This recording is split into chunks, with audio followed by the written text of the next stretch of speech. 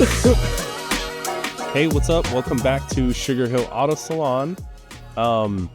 Welcome back to the Super Clean Car Podcast, brought to you by SugarHillAutoSalon. And I'm your host, Larnie. So, you can probably tell by watching this video, if you're listening to this or watching this on video, YouTube. Not sure where I'm putting this yet. So, that everything kind of looks the same, and that's partly because I wanted to shoot episode 1 and episode 2 together.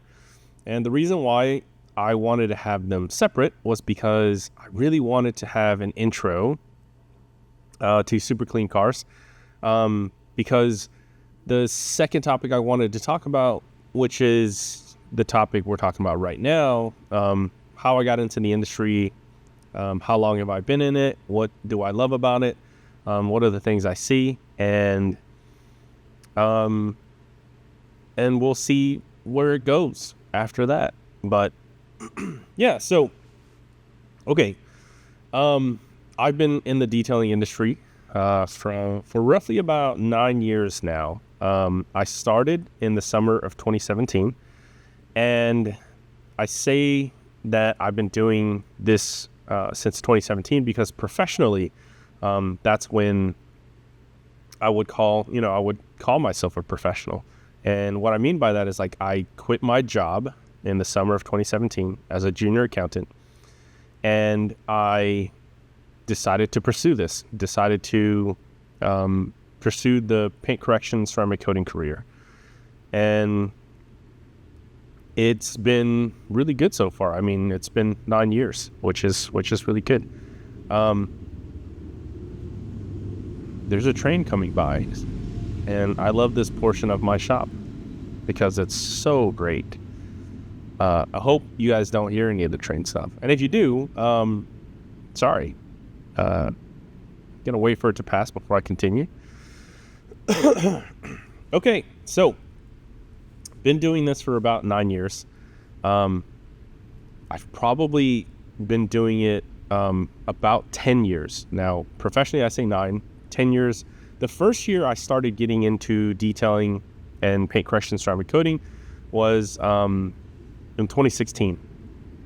And it's because I had a lot of time. I was working as a junior accountant at a school, and I spent a lot of my time working spreadsheets, listening to YouTube videos and podcasts. And though at the time there wasn't too many podcasts on ceramic coating, paint correction, so I spent a lot of my time just listening to YouTube videos of guys that were working in this particular industry. So I've always been into cars since high school, since I had my first car. First car was I think it was a 98 or a 95. It was a Gen 2 Mitsubishi 3000 GT, and it was my stepdad's car, and he eventually let me drive it around, right? So yeah, had that car, and at the time I thought I wanted to be a mechanic of some kind, right? I spent about a year and a half maybe kind of in the mechanical field, and I did a lot of I started as a tire tech, and a tire tech, lube tech, and worked my way to becoming a swing tech, where I eventually got the capabilities to do smaller repair jobs. On the side, I had been learning enough that I could probably do some engine swaps, and that was the portion that I thought I wanted to be in. I had some friends in the industry that kind of had their own shops, their own performance shops, and I would talk to them occasionally, kind of, ask them about things in that particular portion of the industry. I totally admire everything that they do. I just don't think I had the level of aptitude to really be a really good technician. And what I mean by that is it takes a lot of skill and it takes a lot of experience to be really good at discerning symptoms that come from car troubles. And because cars are such vast and extensive machines. They have multiple different systems running at the same time, and they all kind of rely on one another. And the longer you're in the industry and the longer you're in one particular car gives you a little bit more experience on what system, what modules, what parts go bad. And I may not have stayed in long enough, but I knew early that I didn't have a really good ability to diagnose systems and problems. And I think if I would have stuck with it, I probably could have gotten better, but I knew early that I didn't want to turn wrenches anymore. I just didn't have the patience for it. I hated being dirty all the time. I hated getting my hands kind of, cut up by, just pushing your hands into weird areas of the car. And there is a right and wrong way of doing it.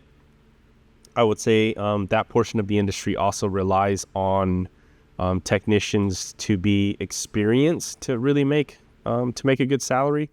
And the experience will kind of give you the workaround of how to do certain parts and to do certain things. So I spent a lot of my time just kind of learning the basics, and I could do enough to put tires on, take tires off, change oils, do brake pads, do tune-up things like spark plugs, wires, do some diagnosing, replacing parts. And in the little time that I was doing this as a career, I just did not think that it was something I really wanted to pursue more. So that portion of, the automotive industry that I was in was definitely like a huge X for me. I was like, nope, not doing this. And so the next the next portion of my career was, I have this degree in accounting, and I figured, I was like, hey, why don't I put this to use and kind of pursue this? And I did for about 2 years.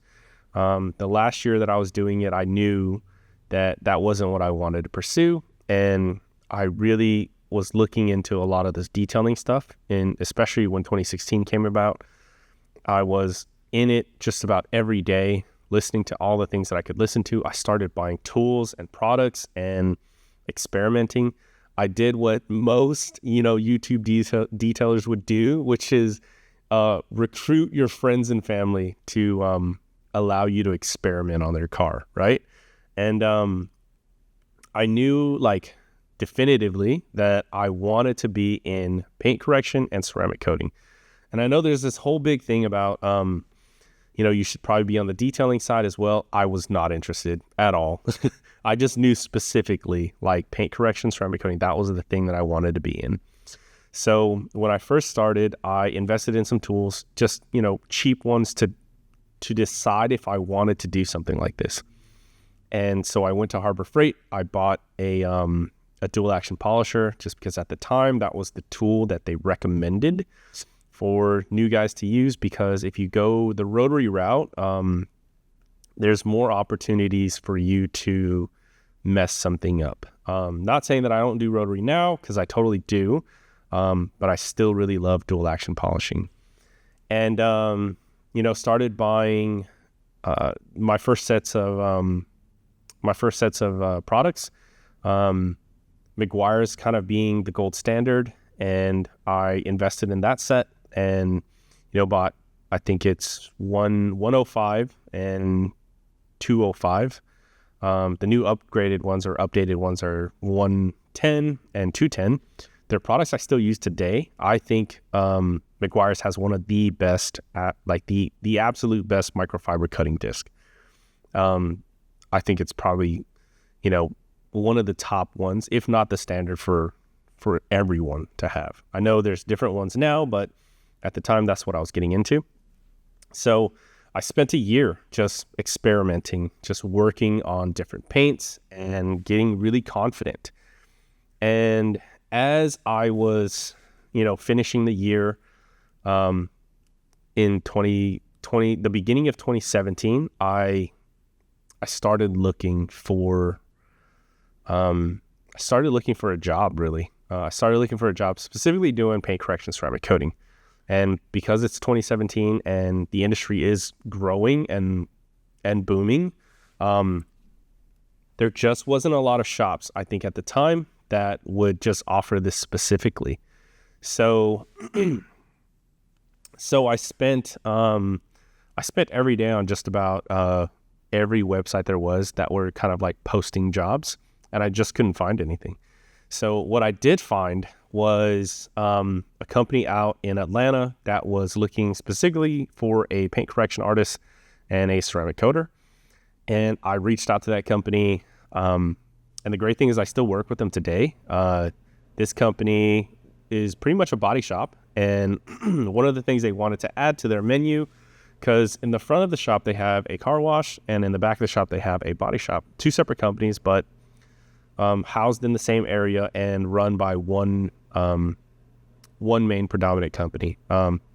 So I spent a lot of time, going down there, going to meet them, talking about what they were looking for, and we kind of walked away with a contract.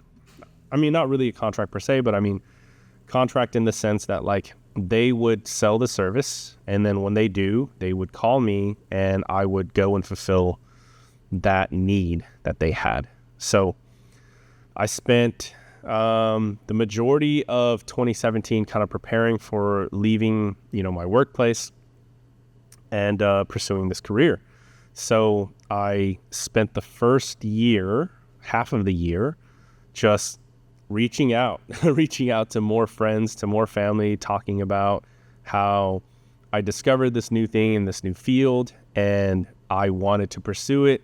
And a lot of my friends and family that weren't in the area really, really, they were really, really supportive of what I wanted to do. So they invited me to come down to Florida. They invited me to come up to North Carolina to really show them what I was doing. And the great part was they were paying me. And so I had built up this work amount or this workload. And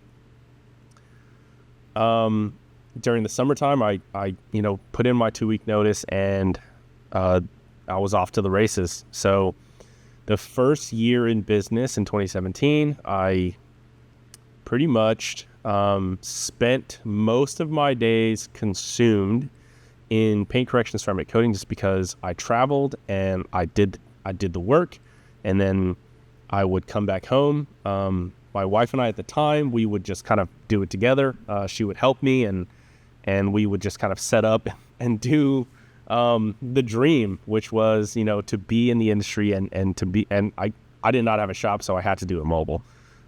This taught me so much, and I got a lot of good support from my friends and my family. And this was really, really helpful, and I'm going to be right back. All right, sorry about that. Sometimes, my light likes to kick on because I have an automatic light. But, so getting back to what I was saying,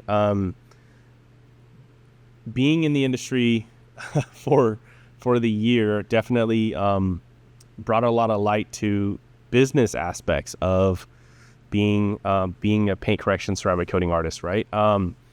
I spent the first year just traveling and doing the services, and I did not do any marketing. So the second year was really hard because eventually doing what you get into, you build up a backlog, and then all of a sudden you don't have any more stuff to do. So I had to figure out, learn how to do some marketing. And the second year, started putting out some ads, started learning a little bit about ad copy, about marketing, about what it means to actually run a business. And the second year wasn't too bad. Stayed busy about half the time. The third year was a big change. So I think towards the end of the second year, I realized that I probably need to do some professional training. And that was partly due to because I wasn't confident in what I had taught myself, whether it was the right things. I wasn't confident in my visual my visual ability to actually see defects and identify defects. So I continued the search, looking for another job, specifically in the detailing industry and specifically doing paint correction ceramic coating. I think in the summer of 2018 the summer of 2018, 2019, I get a job here in Georgia, right? Because I'm from Georgia, specifically doing this in Sugar Hill. And in Marietta, there's a great company called Red's Detailing, run by two really well-known detailers in the industry, Aaron Knox and Andy Wu. Those guys, I see their ad on Facebook, and I go up there, like I beeline it up there, and I sit and I talk to them, and I tell them everything that I've been doing, and I feel like they just take pity on me and they take me in. So realistically, I had a conversation and we agreed to a price for me, going there to work and to learn and telling them everything that I've been doing. They take me under their wing and I begin the process of an apprenticeship. They probably gave me the best gift that I could get as far as being someone in the industry, because Aaron was already like in the industry, being a mentor and teaching classes that were really new at the time. In 2018, 2019, a lot of the detailing industry stuff is really new. And that's when like the single day classes were starting, getting into paint correction was kind of starting, and finding detailers to be able to offer high-end coatings was really starting and getting really, really big. And I would say I get really lucky. They were in need of a guy, and I was really, really on fire for getting into this industry. So I give up my business temporarily, and I agree to show up every day and to do my very best to kind of learn and consume as much as I absolutely can from two professionals who had been doing it in the industry for the better part of 8 or 9 years at the time. So I learned the most things from Reds. And what is the thing that I talk about that I mean when I say like the things that I've learned? So if you have the ability or the opportunity to do paint correction every single day on different sets of cars, to teach you more about the craft that you love, you should absolutely take it. Because Red's Detailing was a place where you do a lot of paint correction, I really lucked out, right? So just about every single day, I would either do a polish or a paint correction, and I would do them on different sets of cars just about every day. So it was different sets between Mercedes, between Porsche, between Honda and Toyota, between Ford. This gave me the most experience. This gave me the certain confidence that I needed to really, really start, elevating myself to becoming a really, really good detailer. And there isn't any other place that I know of that would give me that same level of training. The second place that I ended up leaving I left Reds because the drive was getting a little extensive. I was living about an hour and a half away, but I would drive it every day. The guys worked with me really well. They let me leave, during right times of the day. It would still take me about an hour to get home. And working with them for the year taught me so much. And they already knew that I was kind of running a business on the side and running a business before I even agreed to come work with them. I did tell them that I was like, hey, I would be more than happy to put my stuff to the side to come learn as much as I absolutely could. And they were great with that. They, gave me a lot of flexibility, and they gave me reassurance in the confidence that I needed. And then they gave me, they gave me a ton of access to people that I was only watching on YouTube. And they started, kind of giving me more opportunities to apply coatings as well, which is, I feel like that's,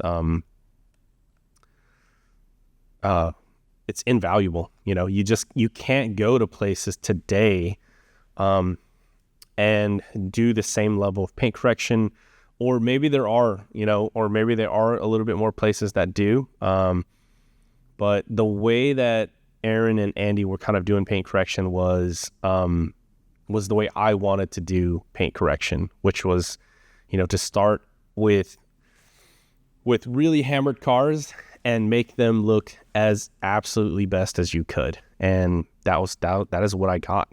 And to do one just about every single day is, it's really difficult to do even today, just because it's hard to develop the marketing and develop the brand to really reach that many customers. And Aaron and Andy had been in the industry for so long that that's kind of what they did, and I wanted to be a part of that. So that was my first, I would say that was my first experience in a professional environment with real professionals that were in the industry. So my second job kind of came right after Aaron and Andy with at Reds, and I walked into a place that was called I think it was called Imperial Autosports, right, with Brian, I'm just going to call him Brian because I forget his last name at the time. And I think Imperial Autosports is still around. You can find them in the perimeter area of Atlanta. They're a great place if you want to take your car to. I got a chance to work with them and worked with them for about 8 months. There were probably some things that I would have done differently. And I know this is partly because the vision that Brian has for his shop and where paint correction and ceramic coating and paint protection film kind of sat with him, it was different. It was different for both of us. So I knew after 8 months of working with Brian that the only thing there was for me to do was to pursue my own career in having my own shop. Because the biggest difference that you kind of find with paint correction artists or guys like me that want to have and own their own shops is a desire to do things a certain way. And I'm not saying Brian does things any way that's, any better or any worse than what I would do them. I would just say they're different, and different in the sense that his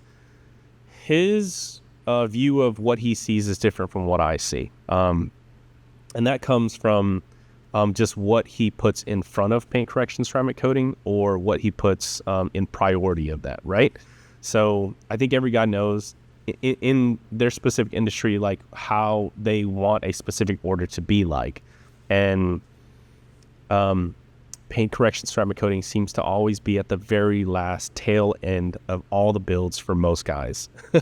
And it's that way for a specific reason. So I just didn't want to be a part of a lot of the bigger builds where I had to wait to do my portion, because in between that time I would kind of do different kind of detailing jobs, which was fine, but it wasn't what I wanted to do particularly. So we had two different things that we wanted.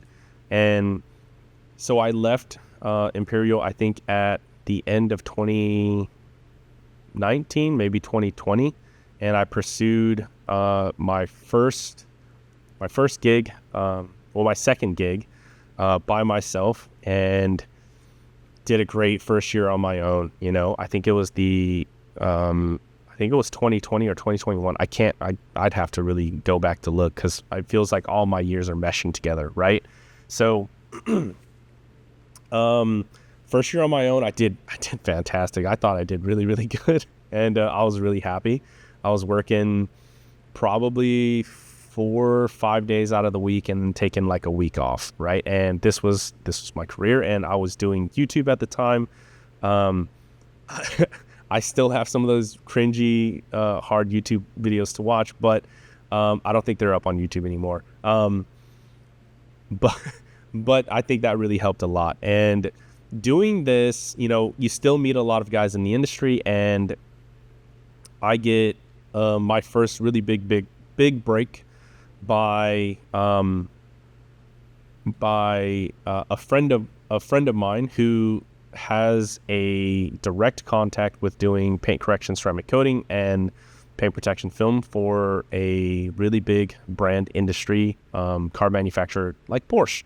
And so I think at this time, ceramic coating is making such a big splash that a lot of the manufacturers like Porsche or dealerships like Porsche are kind of coming face to face with, are we going to offer something like this? And part of me tells me like it's a no-brainer. You have to, right? Just because you're a big industry like Porsche, you're a brand like Porsche, and you're going to want to offer the best protection that you have. And the two best protections, in my opinion, at the time is paint correction, or not paint correction, ceramic coating, which means that you have to do a little bit of paint correction, and then paint protection film. And so that starts the whole process of integrating and taking out the old system, which was a wax-based system. I forget the name of the big company that's pretty much in all the dealerships that, say they do everything that ceramic coating does, right? So going into that, I think I did 2.5 years at Porsche as a subcontractor to do paint correction and ceramic coating. I think my friend at the time, he handled everything in the PPF side of it. So do roughly about 2 years worth of Porsches, and I think we did a Porsche just about every day. If not, we did 2 or 3 Porsches a day. And this gives me another opportunity to kind of be in the industry side where I get to say, like, I've done so many cars, right? So the difference in doing Porsche cars all the time means that you handle Porsche paint all the time. So I think a couple years ago when that contract ended and I ended up, founding and finding SugarHillAutoSalon, coming back to the civilian side, the non-wholesale side, on the retail side again. Not yet learning how to do the marketing yet, but still just as on fire for doing paint correction, ceramic coating, and a little bit of PPF. So that's pretty much my career in the 9 years. This is going on 9. And that's pretty much how my whole career played out. And if you really think about it, in that time, I've probably done well over, I want to say, well over like 9, maybe a little bit less, probably 700 or 800 paint corrections, ceramic coatings. Not all of them have been, major paint corrections, but most of them have been at least a 2-step and then applying ceramic coatings. And this also gave me the opportunity to work with a ton of ceramic coating companies. I think Seaquartz Finest was the one that we used at Reds. Crystal Serum Ultra was also one that we used at Reds. I got into Fine Lab when I was at Reds. When I was at Imperial, the coating that we got to use at Choice was, I think Liquid Armor, which is not a coating I recommend. And that's probably just due to how that coating behaves. So I'm just not a big fan. But this gives me a lot of opportunities to work with a lot of ceramic coating companies, and there's so many that we get to try and test and see how well they work. So that's a great part of being in the industry, specifically doing what you're doing as well. So that's how my career goes, how I got into it, what my career's looked like. And what is it about paint correction ceramic coating that still keeps me like on fire, which has been an up and down kind of road, right? So paint correction ceramic coating, I think the thing I love the most about it is like there's instant gratification whenever you do a really, really good paint correction, right? So when you take your tool and you take your medium of choice, your leveling fluid of choice, and you get a chance to level down all the scratches to kind of reveal brand new paint. That is the most gratifying thing. And especially whenever you get it dialed in to where the gloss level restored is like top notch. There's nothing between the clear coat layers that actually would, diffract or refract the way the paint reflects back to your eyes, right? So that to me has probably been the absolute best. That's when I feel like I'm kind of like, floating on cloud 9, because you have this one piece of kind of discolored or like really marred up, really covered, hammered, full of swirls paint panel, and you restore it. You bring it back to making it look brand new. And I've always really, really loved that. And I've really loved applying ceramic coatings as well. There haven't been a lot of coating companies that I really like to work with, and that's partly because it's really difficult to try to find a coating company that you really want to stand behind or stand with, right? So what do I mean by that? Well, coating companies, they do really good jobs at showing you like the initial views of what coatings look like.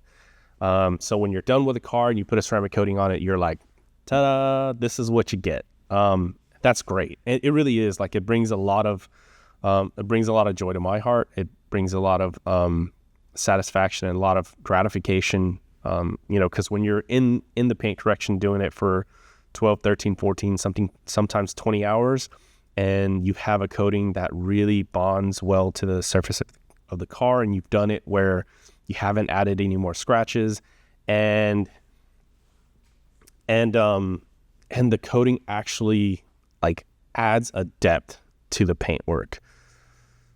It's really great. The hard part about a lot of that, or what I was talking about, is coatings are really hard to test long term, right? I've been fortunate that I've been in the industry for as long as I have, and specifically doing the thing that I've been doing, where I get to see past where the coatings are like in their prime and outside of their prime, right? And what I mean by that is like this coming year is marking the 5th year of what some customers would be returning back to me for a 5-year checkup. Excuse me. So a 5-year checkup, right? And it's great. It's great to see some cars that have the coating of your choice, the one that you've tested for a year or two, to determine that this one probably would be the one that would outlast. And there's so many different factors that go into how coatings last long term, how they're applied, what preparations were necessary for the proper bonding of those coatings, what temperature you're applying coatings in, how long it got to sit and really bake on to adhere, and how